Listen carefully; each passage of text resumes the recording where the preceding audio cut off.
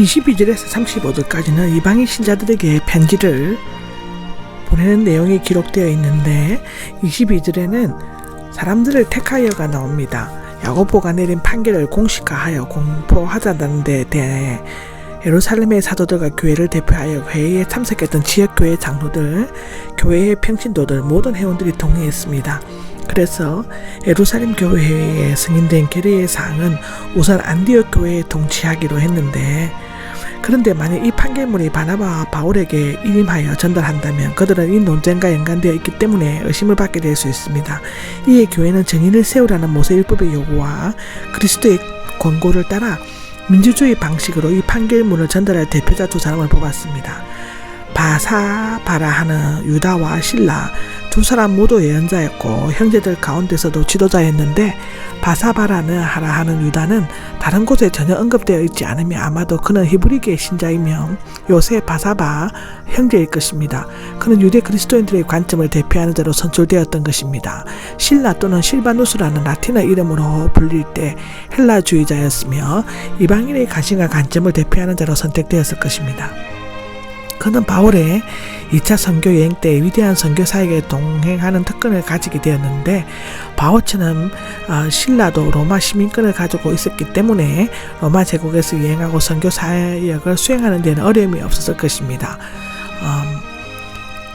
후에 그는 베드로와 동력했던 것처럼 보여집니다. 베드로전서 5장 12절에는 그렇게 기록되어 있죠. 23절에는 이 사람들 편애가 나오는데, 바사바라 하는 유다, 실라, 바나바, 바울 이들은 교회 회의의 결정 사정을 적은 편지를 가지고 갔습니다. 이 편지는 야고보의 판단에 따라 기록되었고 의장이었던 야고보가 직접 작성했을 것인데, 형제들인 사도들과 장로들이 나오는데, 사도와 장로와 형제들은 사도와 장로된 형제들로 번역되어 있지만 언제나 교회 대표자로 사도들과 장로들이 언급되었고, 형제들이 두 직분을 다 적용할 수 있었으므로 형제들인 사도들과 장로들로 번역하는 것이 옳다고 합니다. 안디옥과 수리아와 길리기아에 있는 이방인 출신 형제들이 나오는데, 안디옥은 수리아의 수도고 다소는 길리기아의 수도인데, 이것은 이 문제가 안디옥뿐만 아니라 광범위하게 확대된 것을 나타냅니다. 특히 이방인 출신 형제들에게 편지한 것은 유대인 그리스도인들은 계속 율법을 지키고 있었기 때문인데요. 문안을 드립니다는 편지 서두에서는 간접적인 표현이죠. 기쁨이 있기를 원한다는 뜻입니다. 후에 바울과 베드로와 요한은 모두 은혜라는 말로 바꾸었는데, 이 문안 인사는 예루살렘 지도자들의 부드럽고 애정 어린 마음과 그리스도인들의 사랑을 반영한 것이라고 합니다. 24절인데요. 우리 가운데 몇 사람인데 안디옥에 내려가 문제를 일으켰던 사람들이 자신들에게 속한 사람임을 인정하지만 그들이 미혹해하는 활동을 옳다고 인정하지 않으며 그들의 권위 없는 가르침에 대한 책임을 떠맡지도 않는다라는 것입니다. 괴롭게 하고는 선동하다 마음을 들뜨게 하다의 부정가응으로서 안디옥 교회의 혼란스러운 상황을 묘사하고 있는 것입니다. 요한복음 14장 1절 27절에 나옵니다.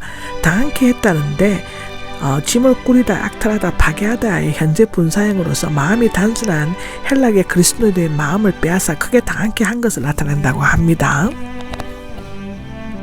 26절에 보면 바나바와 바울은 목숨까지 내놓은 사람들입니다인데 자신들의 생명을 다른 사람에게 맡긴다는 뜻입니다. 아마도 그들이 비시디아, 안디옥과 루스드라에서 당했던 일이 참고되었던 것 같은데요. 그들이 그리스도의 이름을 위해 목숨까지 내놓은 것은 교회의 인정을 받는 데 결정적인 요인이 되었을 것입니다. 28절을 보면 성령과 우리는이 나오는데요. 교회 회의에 야고보가 제안하여 얻은 결의사항은 모두 성령의 인도하심과 교회 회의의 결정에 의한 것이었습니다. 성령의 도우심이 없이 인간의 이성이나 지혜로만은 교회의 재반을 결정할 수가 없는 것입니다. 꼭 필요한 몇 가지 일들이 나오는데 강제 또는 필요성의 뜻이 있습니다. 구원받기 위해 필수적으로 요구되는 조건은 아닙니다. 이것은 이방인 그리스도인들이 유대인 그리스도인들의 감정을 자극하지 않으면서 그들과 더불어 원만한 조화를 이루도록 하기 위한 최소한의 규정들이었는 것입니다. 마태복음 11장 28절에서 30절을 보시면 됩니다. 그 어떤 징도가 나오는데 율법을 지키거나 할례를 받아야 한다는 것은 실제로 이방인 그리스도인뿐만 아니라 유대인 그리스도인들에게는 지기 어려운 무거운 짐이었습니다. 결국 예루살렘 회의 복음의 본질을 올바로 인식하고 하나님 은혜에 기초한 신앙으로 구원을 얻는다는 것을 확인했고 복음이 이방 땅에 선교될 수 있도록 신학적 기초를 확립하는 것입니다. 29절에 보면 우상의 제물이 나옵니다. 앞으로는 우상으로 더러워진 음식이 있는데, 그리고 피가 두 번째로 나옵니다. 잘 행동하는 것이 될 것입니다는 당신들의 평안할 것이다 또는 올바르게 행하게 될 것이다는데 뜻입니다. 이방인 그리스도인들의 네 가지 금지사항을 성실히 지킨다면 유대인 그리스도인들과 협력과 화해가 잘 이루어지게 될 것이라는 것입니다. 여기 안녕히 계십시오는 잘 지내십시오, 잘 사십시오, 강건하십시오 등의 뜻이 있으며 작별할 때 문안인사로 사용되었다고 합니다. 30절에 보면 안디옥으로 내려가서가 나오는데, 일행은 예루살렘에서 논쟁의 발생지인 안디옥으로 내려갔습니다.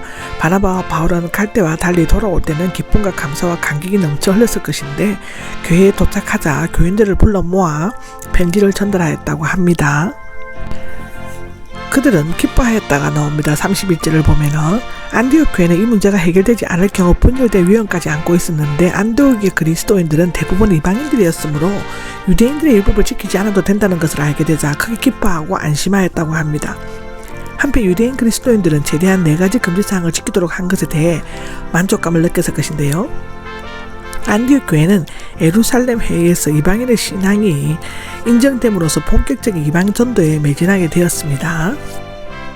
32절에는 유다와 신라는 예언자들인데, 초대교회에서 예언자의 주요 역할 중 하나는 믿는 자들을 격려하고 힘을 북돋아 주는 것이었죠.